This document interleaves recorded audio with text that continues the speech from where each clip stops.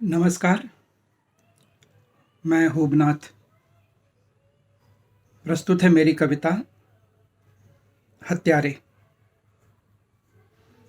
उन्हें पता था कि सड़कों पर गाड़ियां, पटरियों पर रेलें अब नहीं चल रहीं। उन्हें आदत थी नंगी ज़मीन पर सोने की। सूखी रोटियां और प्याज सिरहाने रखकर वे सो गए थे रेल की पटरियों पर। पूरे देश की तरह उन्हें भी नहीं था दिशा का ज्ञान। भटकने के डर से उन्होंने भी पकड़ी थी पटरियां रेल की। लोहे रास्ता नहीं बदलते। वे सोए थे अपनी मर्जी से, पर वहां तक पहुंचे थे किसी और के इशारे से।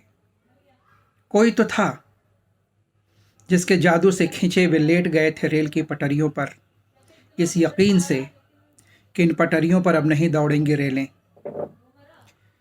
रेल पटरियों पर होती, गाड़ियां सड़कों पर, या कोई एक हाथ इनके सूखे हुए सिर पर, दो बूंद इनकी आंखों में, या नहीं मिला होता देश निकाला, नहीं मरी होती आस्था, बचा होता विश्वास, नहीं उखड़ी होती जड़, डाल टूटी न होती, नदी सूखी न होती, घर ढहा न होता, तो राह जिंदगी की मुश्किल से मुश्किल वे कभी न छोड़ते।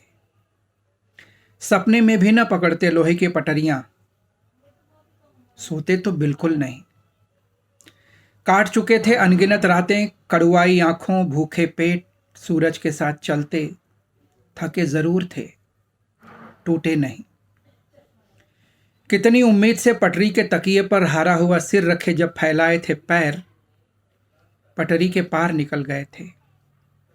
1 फुट चौड़े सीमेंट की जिस सतह पर वे लेटे थे, उसे स्लीपर कहते हैं। यह उन्हें नहीं पता था।